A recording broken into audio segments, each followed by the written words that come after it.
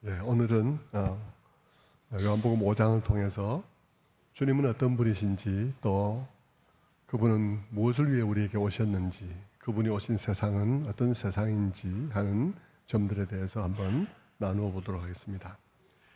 오늘 본문 1절에 보면 유대인의 명절을 맞아 예루살렘으로 올라간 주님께서는 양문이란 문 곁에 있는 한 못을 찾아가셨다고 되어 있습니다. 그 못의 이름은 베데스다라는 곳입니다. 베데스다라는 곳이 이렇게 생긴 곳인데요, 히브리어로 베데스다라 되어 있다 하지만 당시 사용하던 아람어로 생각됩니다. 베데스다는 자비의 집이라는 의미를 가지고 있습니다.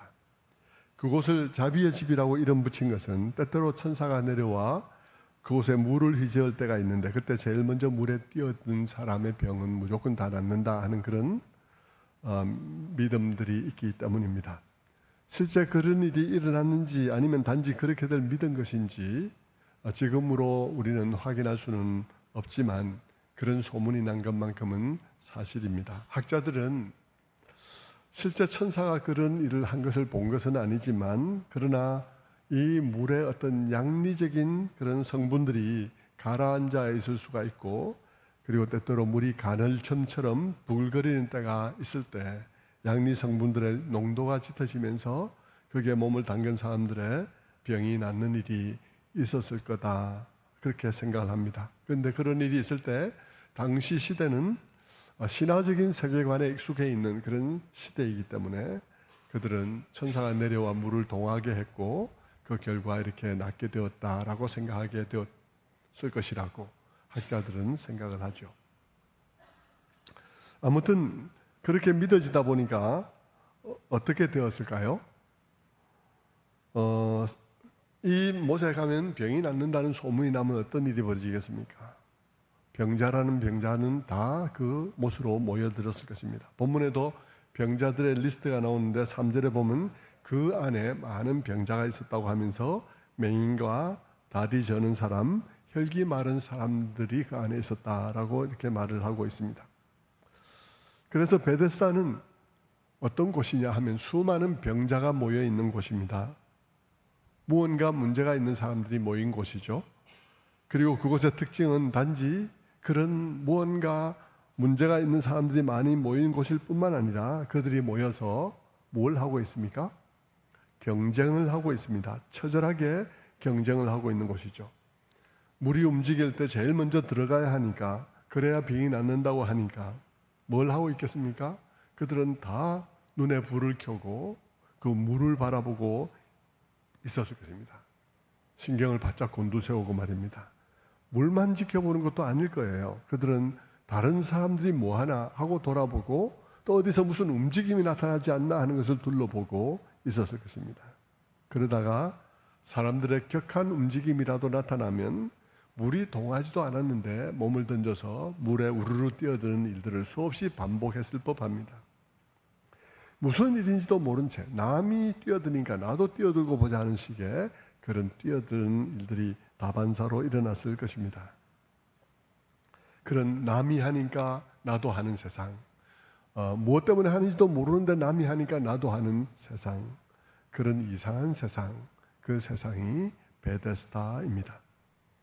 남들 고액 가해하니까 나도 하고, 남들 의학연수하니까 나도 하고, 우리 애도 보내고, 몇 번씩 헛발질을 경험하면서도 연못에 대한 그 신화적인 기대를 내려놓을 수가 없어서, 뒤처진다는 불안감 때문에 그것을 내려놓을 수가 없어서 그 일을 계속해서 반복하고 있는 곳, 그곳이 바로 오늘의 베데스다인 것입니다. 상황이 그렇다면 여러분, 그곳에서 어떤 일이 벌어지고 있을지는 상상할 수 있습니다. 먼저 자리를 둘러싸고 치열한 그런 신경전이 있겠죠. 왜냐하면 첫 번째 들어가는 사람만 낫는다 그러니까 할 수만 있으면 몫이 좋은 자리를 차지하기 위해서 치열하게 경쟁을 했을 것입니다. 그리고 좋은 자리는 아마 별 병명도 없는 사람들, 남들보다 훨씬 건강한 사람들, 그래서 날렵하고 뜀박질도 잘하는 힘센 사람들이 차지하고 있을 가능성이 높죠. 그러면서 거동이 더 불편하고 더 절박한 사람들에게 프리미엄을 붙여서 그 자리를 팔아먹을 수도 있을 것입니다. 그렇다면 그런 좋은 몫이 되는 자리는 돈 있는 사람들이 차지하고 있었을 가능성도 있습니다. 여러분, 그러다가 물이 동한다 싶으면 어떤 일이 일어나겠습니까? 누군가가 물이 움직인다 하는 소리를 지르면 수많은 사람들은 앞뒤 가릴 것 없이 인정사정 볼 것 없이 돌진을 했을 것입니다. 그래서 달려가는데 앞에 안전뱅이가 있으면 어떻게 되겠습니까? 앞에 안전뱅이가 있으면 그 안전뱅이를 밟고 지나가겠죠. 그리고 그 물에 도착했는데 자기가 1등을 하지 못했다면 돌아서서 그 안전뱅이를 보면서 이 XX 때문에 내가 오늘 운수가 없었다고 막 욕을 하고 하는 일들이 일어났겠죠. 그로 인해서 그 사람에 대한 왕따와 인신공격과 이런 것들이 있을 수 있음을 우리는 짐작할 수 있습니다. 우리 집값이 올라서 내 인생 좀 일찍 활짝 피우려고 했는데 왜 저 XX가 저기 있어서 이 아파트가 재개발도 못 되게 하고 그렇게 하나 하면서 난리를 피는 것하고 비슷한 것이죠. 어줍지 않게 좋은 몫을 차지하고 앉았다가는 사람들 돌진할 때 밟혀 죽을 수도 있는 그런 상황인 것입니다. 여러분, 베데스다 못은 그런 곳입니다. 이름은 자비의 집이라고 해서 베데스다인데 실은 무자비의 집이죠. 자비가 없는 그런 곳이 베데스다입니다. 또 베데스다는 어떤 곳입니까? 그 베데스다는 얼른 보면 대단히 공정한 곳같이 여겨지는 곳입니다. 그러나 사실은 공정하지 않은 곳이죠. 제일 먼저 물에 뛰어드는 사람, 그 사람만 낳는다. 기준도 분명하고요. 어떻게 보면 그것은 선착순으로 공정한 것 같은 느낌이 듭니다. 하지만 여러분, 공정하고 공평하다는 것은 그 공정하고 공평하다는 것이 어떤 병자에게는 애당초 불가능한 것이어서 누군가에게는 공평이 아니라 절망일 뿐일 수도 있는 것이죠. 거기에는 적자생존과 같은 진화론적 공평은 있을지 몰라도 하나님의 샬롬과 같은 그런 공평은 없는 거예요. 성도 여러분, 이 베데스다가 어디인 것 같습니까? 이 베데스다를 그렇게 머리로 그려보고 나면 이 베데스다는 좁게는 우리 사회요, 넓게는 이 세상이라고 말을 할 수 있을 것입니다. 성도 여러분, 이 세상이 베데스다와 같지 않습니까? 우리 사회도 이 베데스다 같지 않습니까?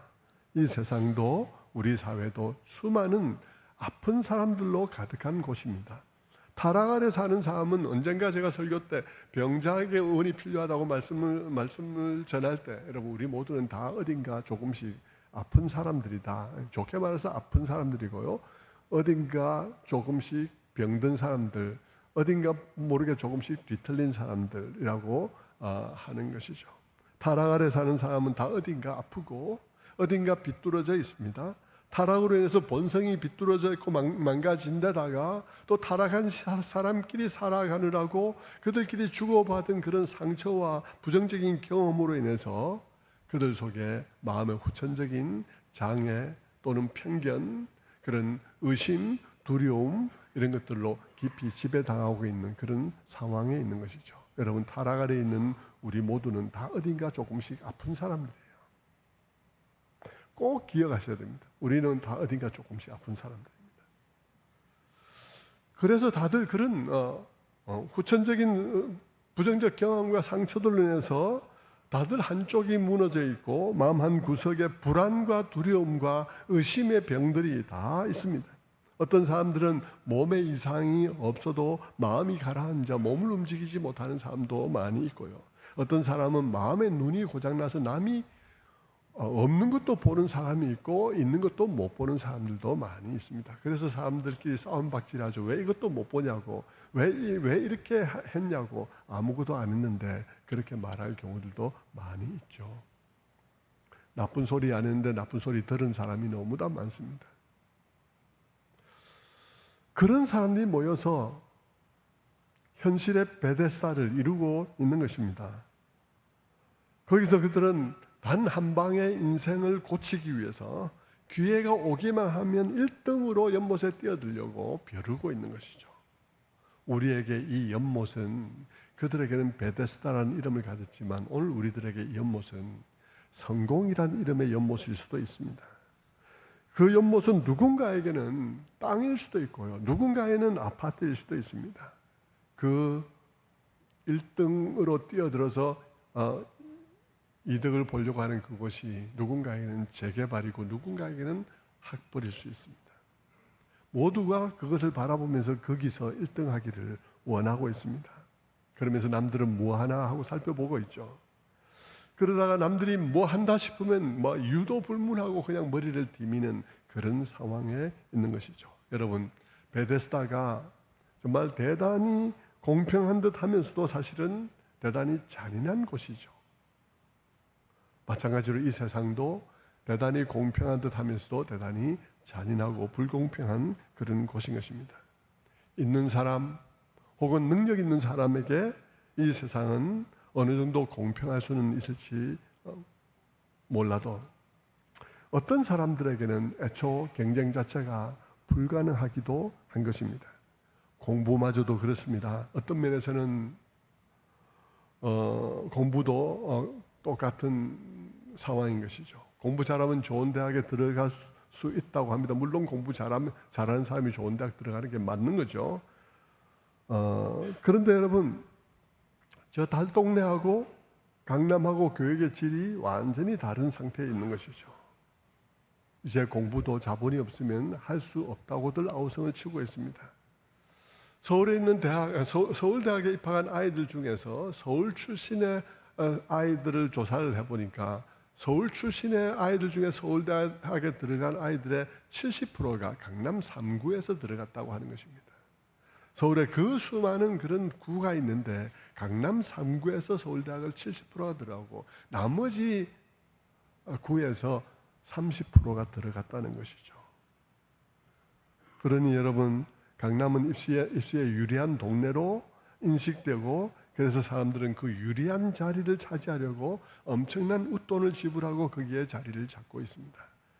그리고 그 집값은 보통 사람들이 엄두도 낼 수 없는 그런 상황이죠. 사람들은 생각합니다.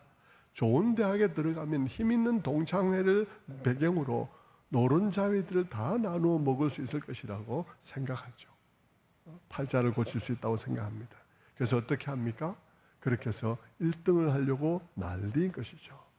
유치원 때부터 시작을 하고 있는 상황입니다. 유치원 때부터 그 연못만 바라보고, 이 학교라는 연못, 학벌이라는 연못을 바라보면서 내가 1등으로 거기 들어가야지 하며 사람들은 온갖 그런 난리를 피고 있는 것입니다. 성도 여러분, 입시만 그렇습니까? 이 세상의 다른 것들도 그렇습니다. 취업도 결혼도 다 마찬가지죠. 그렇게 보니까 어떻습니까, 여러분? 베데스다라는 곳이 베들레헴의 양문가에 있는 줄로 알았는데 베데스다는 바로 우리 곁에 있고 바로 우리가 살아가는 현실인 것입니다. 성도 여러분, 바로 그런 곳에 38년 된 병자가 있었다고 오늘 본문은 말하고 있습니다. 성경은 이 병자가 언제부터 거기 있었는지에 대해서는 말하고 있지 않습니다. 어쩌면 거의 30년 넘어 거기 있을지도 모르죠. 거기서 꼼짝도 못하고 말입니다. 왜 꼼짝 못하고 거기 있냐 그러면 혹시라도 자리를 뜨면 이 자리 누가 차지할지도 모르고, 그리고 혹시라도 자리를 떴는데 그때 물이 동할지도 몰라서 자리도 못 뜨고 그 자리에서 긴 세월을 보내왔을 것입니다. 하지만 아직까지 그 병이 낫지 못했습니다. 그러다 보니 그 사람의 마음속에는 원망과 체념이 자리하게 되었습니다. 예수님께서 그 병자에게 말을 걸자 5장 7절에 그 병자는 이렇게 말합니다. 주여, 물이 움직일 때 나를 못에 넣어주는 사람이 없어 내가 가는 동안 다른 사람이 먼저 내려가나이다. 주여, 내가 물이 움직일 때 나를 못에 넣어주는 사람이 없어 내가 가는 동안에 다른 사람이 먼저 내려가나이다. 이 말 속에는 다른 사람에 대한 서운함, 자신에 대한 비관, 그리고 원망, 체념 이런 것들이 이 말 속에 들어있죠. 여러분, 이런 감정 이 사람에게만 있겠습니까? 오늘 우리들에게는 없을까요? 다 있을 것입니다. 베데스다는 어떤 곳이냐면 바로 이런 곳이에요.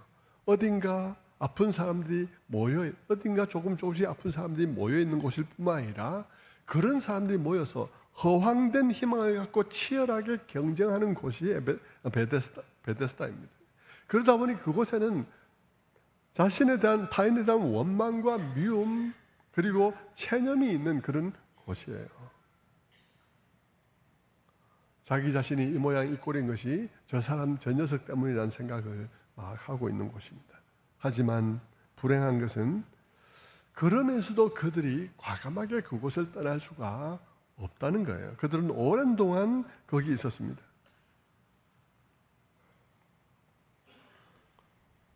왜냐하면 혹시 나을지 모른다는 가짜 희망이 그들을 붙잡고 있기 때문에 그들은 떠나지 못했어요. 그래서 좌절하고 원망하면서 그들은 끝없이 연못을 쳐다보는 것입니다. 그곳에서 막 실패를 경험하고 좌절을 경험했음에도 불구하고 다른 대안이 없는 거예요. 그냥 한없이 연못만 쳐다볼 수밖에 없는 상황, 그것이 그들의 상황이고 오늘 어쩌면 우리의 상황인 거예요. 1등을 하기 위한 미친 경쟁.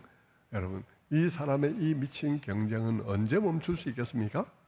언제 그의 그 조바심은 언제 멈출 수 있을까요? 여러분, 그것은 죽어야 끝이 날 수 있는 거예요. 죽어야 끝이 나게 되어 있습니다. 이 38년이나 된 병자, 오랫도록 이 베데스다 목가에서 머물러 있었던 이 병자는 언제 이 연못을 떠날 수 있을까요? 죽어야 떠납니다.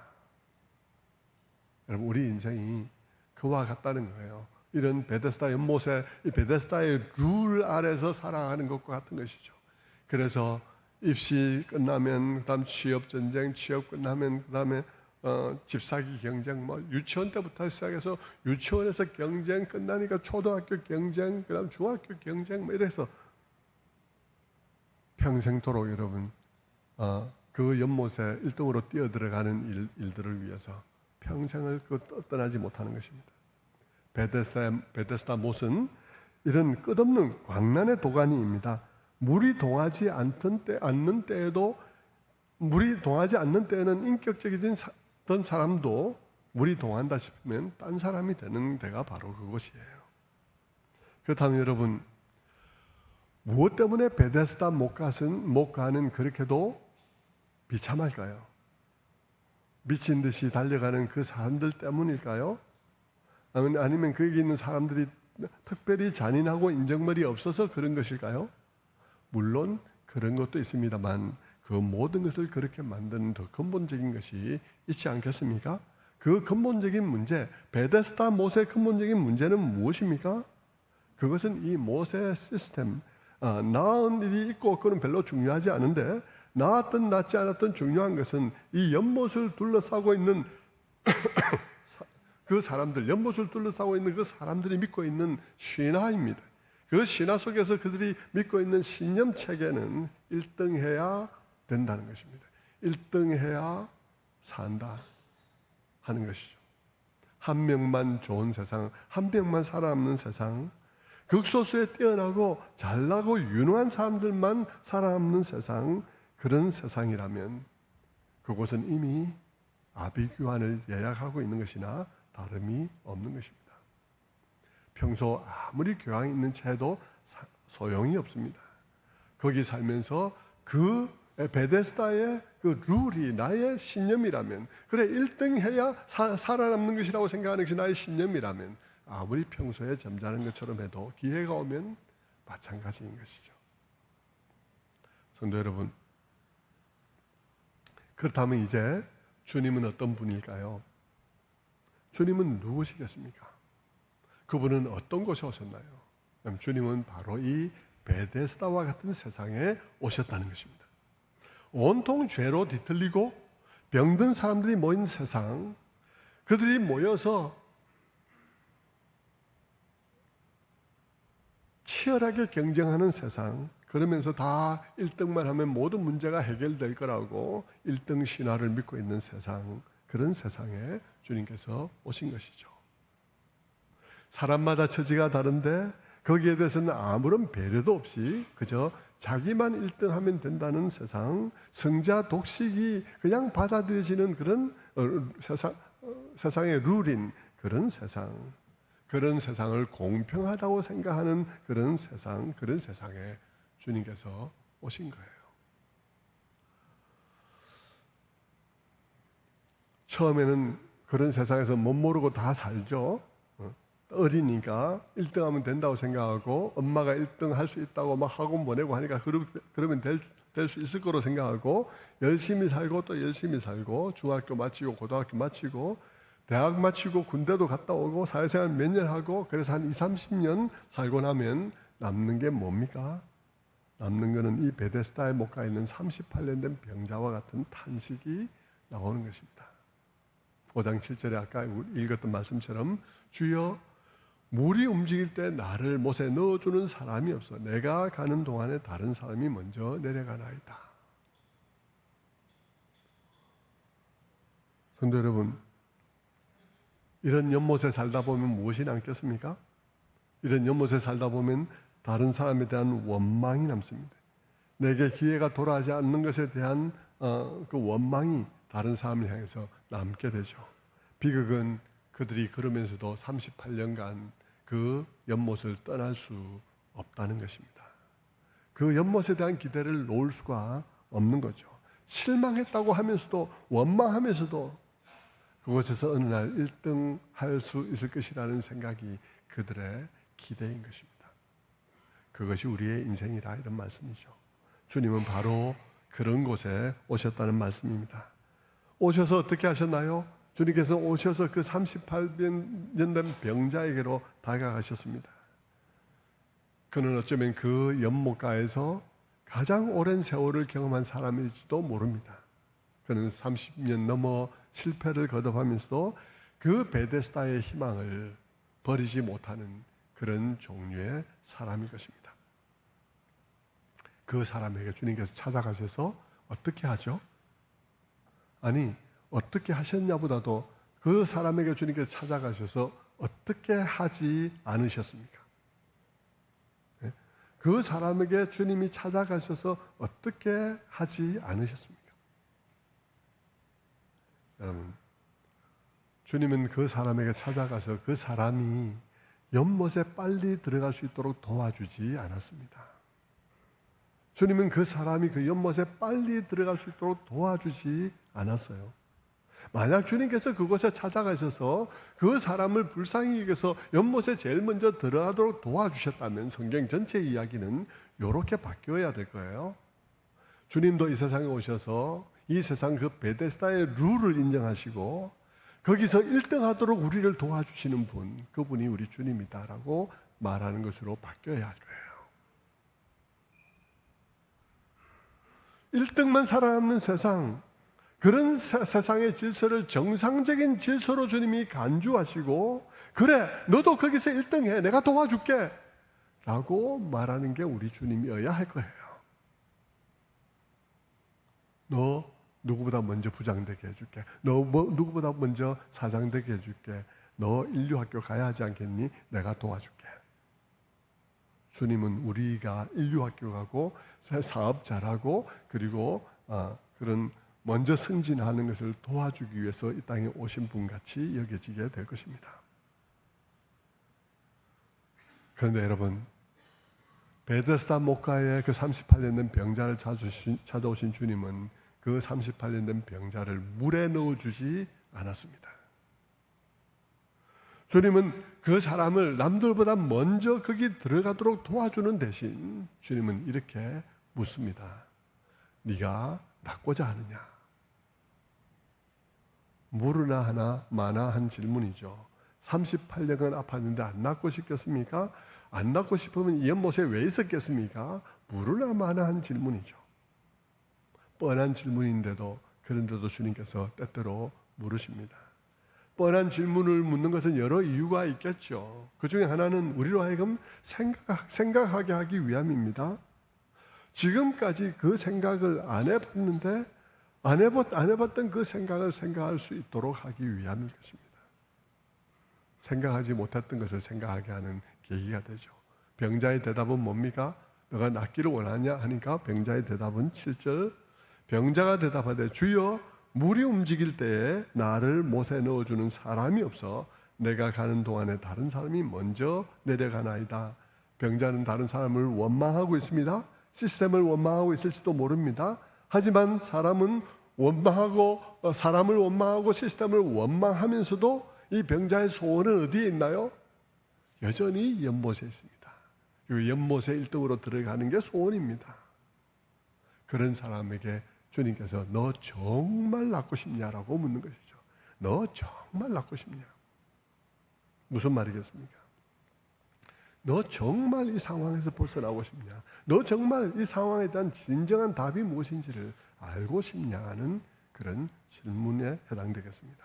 너 정말 이 성공병, 너 정말 이 이유도 모른 채 경쟁하는 이 삶의 병, 그 연못의 신화에 1등 신화에 너의 모든 것을 희망을 걸고 살아가는 너의 그 삶, 너 치유되기를 원하느냐?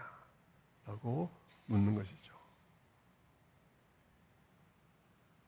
그러면서 주님은 그 사람에게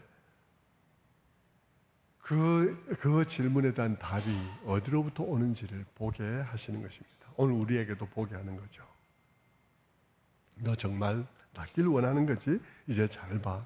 그 너의 진정한 치유가 어디로부터 오는 것인지, 이 세상 모든 베데스다에 대한 답이 어디로부터 오게 되는 것인지를 보라고 라고 주님께서 말씀하시는 것과 같죠. 그런 의미에서 이 질문은 오늘 우리에게도 하시는 질문과 같습니다. 왜냐하면 오늘 우리도 각기 다른 베데스다에서 살고 있기 때문인 것입니다. 학벌이라는 베데스다에서 또는 재력과 자랑이라는 베데스다에서 오늘도 1등 신화의 목을 메고 마음의 평화를 잃어버린 채 온통 시기와 질투와 비교와 원망과 체념으로 가득 찬 그런 삶을 살고 있는 우리들에게 그때 누구 때문에 1등 못한 그것이 평생의 한이 되어진 그런 사람들에게 묻는 것이죠. 네가 정말 네 마음의 1등 병을 고치고 싶냐? 정말 네 삶이 진정 그 모든 것으로부터 자유하고 싶으냐? 그러면서 주님께서 그 사람에게 말씀하시는 것이죠. 5장 8절에 일어나 너의 자리를 들고 걸어가라 하시니 그 사람이 나았다. 일어나 내 자리를 들고 걸어가라 라고 말씀하시는 거예요. 그러자 그 사람이 그 자리를 들고 걸어갔다는 것입니다. 그 자리, 여러분, 어쩌면 그 사람이 30년 넘게 드러누워 있었을 자리입니다. 체념과 원망의 자리입니다. 헛된 희망의 자리이죠.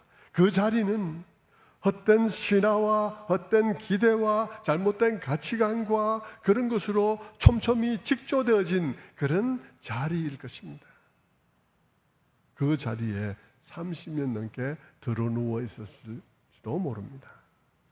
그런데 어느 날 주님이 그를 찾아온 것이죠. 그리고 주님이 찾아옴으로 그의 삶에 변화가 일어났습니다. 그는 일어날 수 없었던 것 같은 그 원망과 잘못된 기대와 헤어날 수 없는 가치관과 막 너무 실망해도 여전히 그 연못을 바라볼 수밖에 없었던 그 자리에서 일어났습니다. 그리고는 그가 깔고 앉았던 그 자리를 들고 일어섰습니다. 그리고 어떻게 하죠? 그 사람은 여러분 잘 보십시오. 그 사람은 베데스다에 38년 가까이 누워 있었을 그 사람은 그 자리에서 일어나 이제는 그 베데스다 목가에 누워 있는 사람들의 대열로부터 벗어납니다. 그리고 다른 방향으로 가죠. 새로운 삶으로 나아가는 것입니다. 여러분, 경쟁하지 말라는 말 아닙니다. 열심히 하지 말라는 말 아닙니다. 공부를 하더라도 목적이 다른 삶을 살게 되었다 이 말입니다. 열심히 일을 하더라도 목적이 다른 열심을 가지고 사는 삶이 되게 되었다는 것입니다.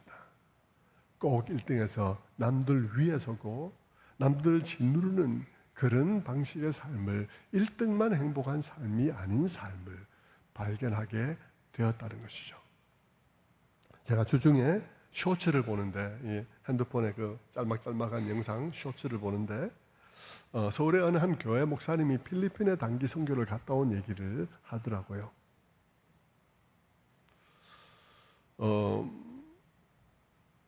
서울에 한 목사님이 필리핀에 단기 선교를 갔다 왔는데 가서 쓰레기 더미가 막 쌓여 있는 동네를 찾아갔다는 것입니다. 근데 거기는 스콜이 계속 오니까 비가 뭐 이렇게 한 번씩 그냥 쏟아지죠.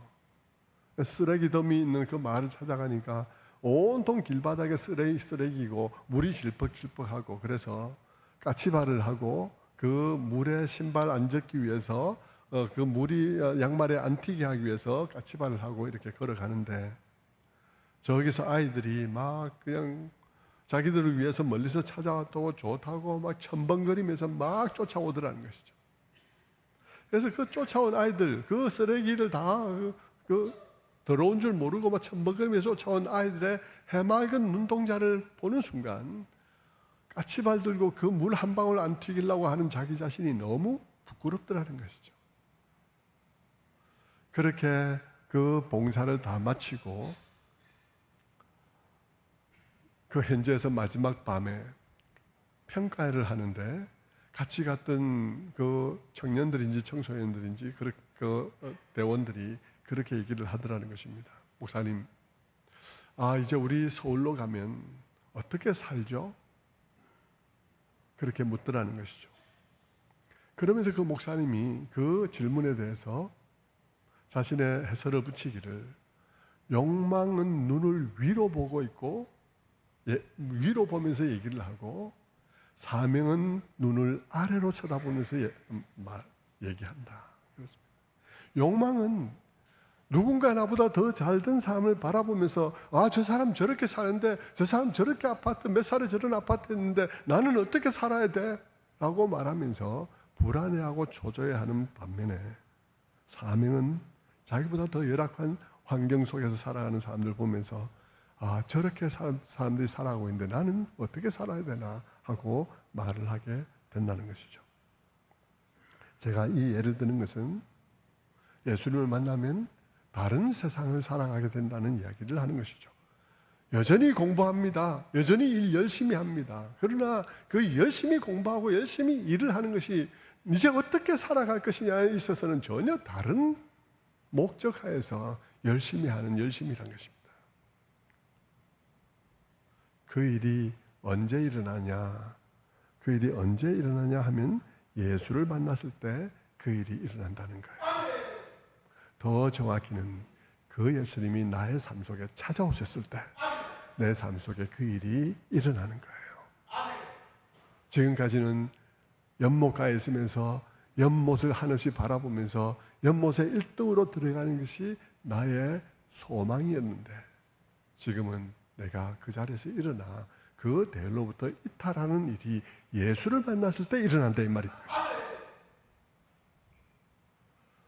그러면서 9절은 이렇게 말합니다. 요한복음 5장 9절에 그 사람이 곧 나아서 자리를 들고 걸어가니라. 이날은 안식일이니 라고 9절에 말씀하죠. 그 사람이 곧 나아서 자리를 들고 걸어가니라. 이 날은 안식일이니. 무슨 말입니까? 요한복음은 교묘한 방식으로 지금 안식일의 주인이 예수님이라는 사실을 얘기하고 있는 것입니다. 예수님이 오시기까지 이 땅에 안식이 없다는 것입니다. 예수님을 내가 만나기까지 내 안에는 안식이 없다는 것입니다. 그분이 우리의 참된 안식의 진정한 주인이라는 것입니다.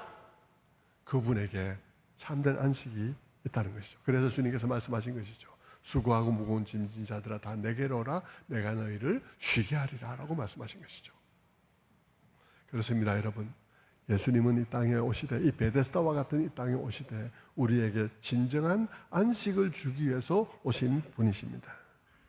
그것을 요한은 요한복음을 쓰면서 주님이 아비규환과 같은 베데스다에 찾아오셨고, 거기서 38년간 절망 중에 있던 그 사람을 만나 주셨고, 그를 만나 주자 그가 그 38년 된 그 자리를 들고 일어섰으며, 그리고 그가 더 이상 그 연못에 머물지 않고 그 연못을 떠났다는 얘기를 하고 있는 것이죠. 그러면서 요한은 그날이 안식일이더라 라는 얘기를 하고 있는 것입니다. 우리로 하여금 생각하게 하는 것이죠. 여러분 한번 생각해 보십시오. 그동안 그 사람에게 얼마나 많은 안식일이 있었겠습니까? 많은 안식일이 있었을 거예요. 수많은 안식일이 있었겠지만 그 어느 안식일에도 그 38년 된 병자에게 진정한 안식은 없었습니다. 수많은 안식일이 지나갔지만 그 사람의 마음속에는 계속해서 체념과 원망만이 쌓이는 그런 시간들이었습니다. 무슨 말이죠? 구약의 안식일 제도만으로는 안 되는 거라 이 말입니다. 하나님께서는 구약의 안식일을 주셨어요. 그리고 안식일에 관련된 여러 제도들을 주셨죠. 그러나 여러분, 그 안식일과 안식일 제도만으로는 안식이 와지는 게 아니라는 것이죠. 그것은 그림자라는 것입니다.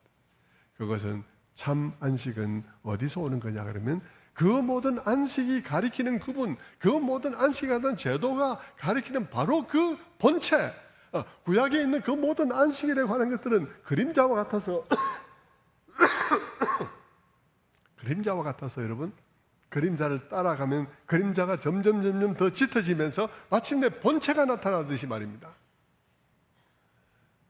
구약의 안식일은 그 자체로 우리에게 안식을 가져올 수 있는 것이 아니라 그 구약의 모든 안식일 제도가 가리키는 바로 이분, 그 안식의 주인이신 이분이 오실 때 우리의 삶에 진정한 안식이 들어온다는 말을 하고 있는 것이죠. 예수님께서 그 베데스다에 찾아오신 날, 주님이 그 38년 된 병자를 만나 주신 날, 그날 그 사람은 진정 그 모든 것에서 노임을 받았습니다.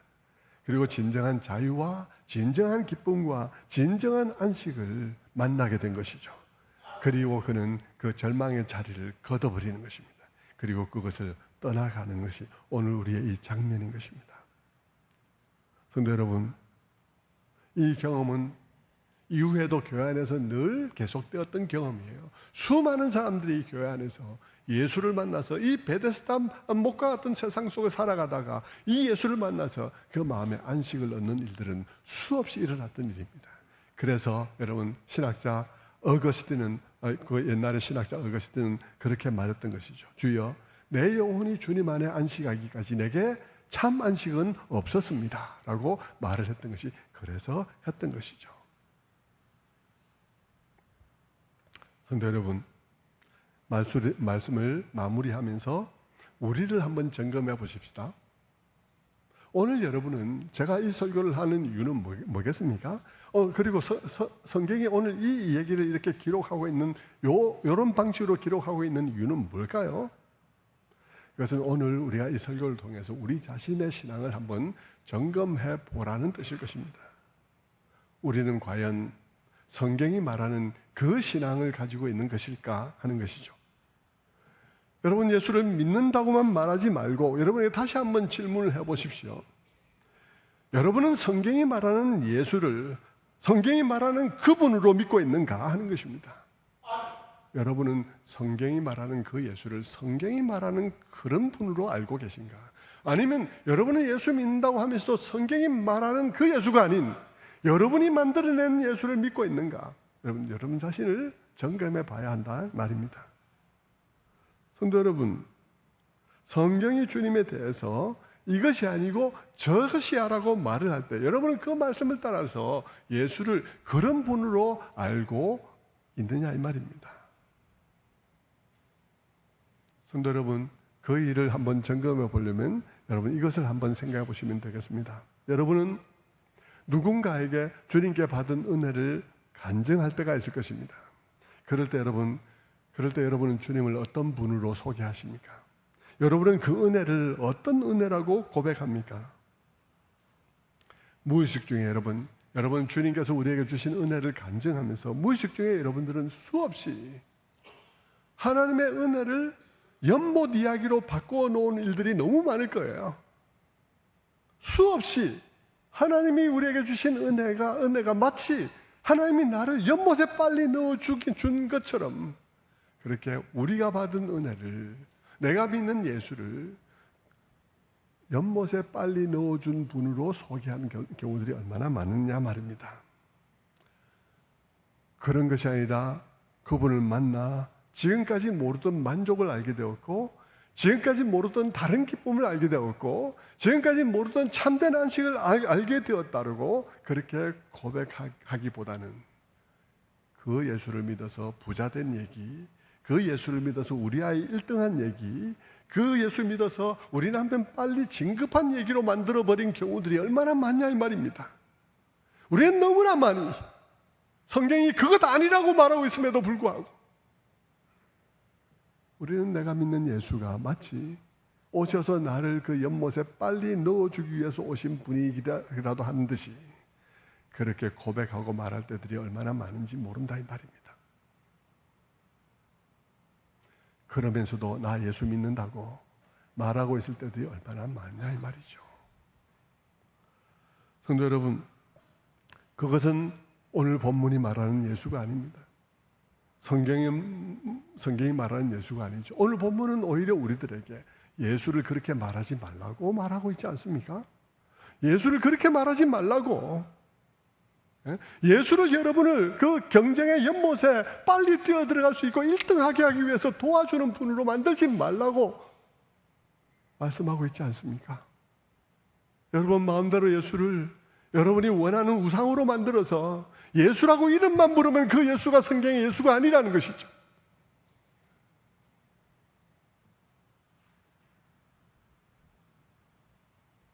성도 여러분, 우리는 너무나 오랜 동안 우리의 신앙을 성경과 반대되게 얘기할 때들이 많았습니다. 그래서 우리 주변에게 우리의 신앙을 성경과 반대되게 소개할 때들이 너무나 많은 것이죠. 그러니 이 땅의 교회가 힘을 잃을 수밖에 없는 것이죠. 여러분, 우리가 예수 믿고 받은 은혜들을, 또 우리가 예수 만난 경험들을 주변에 고백하기 위해서는 여러분, 우리의 고백은 사도 바울이 말하는 것과 같은 그런 고백이 되어야 할 것입니다. 여러분, 사도 바울은 뭐라고 고백했나요? 내게 능력 주시는 자에서 모든 것을 할 수 있다 했습니다. 사도 바울은 그분은 나에게 능력 주시는 분이라고 고백했습니다. 어떻게 능력을 준다는 말입니까? 그분을 생각만 해도 내게 힘이 나는, 그분이 무슨 능력을 내 팔에 정맥 주사 놓듯이 주사 놓아서 내게 능력이 생기는 것이 아니라 그분을 아는 것만으로도 힘이 되고, 그분을 아는 것만으로도 위로가 되고, 그분을 아는 것만으로도 억누를 수 없는 기쁨이 되는 그런 분이야. 나는 베데스다 목가에서 그분을 만났어. 그렇게 말해야 하는데 다들 예수 믿고 기도했더니 우리 아들 1등 됐어, 이런 소리를 하고 있으니까 여러분, 기독교가 뭐가 되겠습니까? 그게 성경적 기독교가 되겠습니까? 사도 바울처럼 그분이 내게 능력 주시는 분으로 소개되고 있습니까? 내가 그분 안에서 무한한 능력을 받고 있다고 소개되고 있습니까? 그분 때문에 내가 풍부에 처할 수도 있고 그분 때문에 내가 가난에 처할 수도 있다고 고백할 수 있게 됐습니까? 여러분, 우리의 간증이 그렇게 돼야 하는 것이죠. 나는 그분을 만나서 참된 기쁨을 알았어. 나는 그분을 알아서 내가 모르던 안식을 알았어. 인생에 이런 안식이 있다는 것을 내가 그분 때문에 알았어. 그래서 내가 그분을 알고 난 다음에 내가 이전에 소중히 여기던 것의 모든 순서가 바뀌었어 라고 말하는 방식이 되어야 하지 않나요?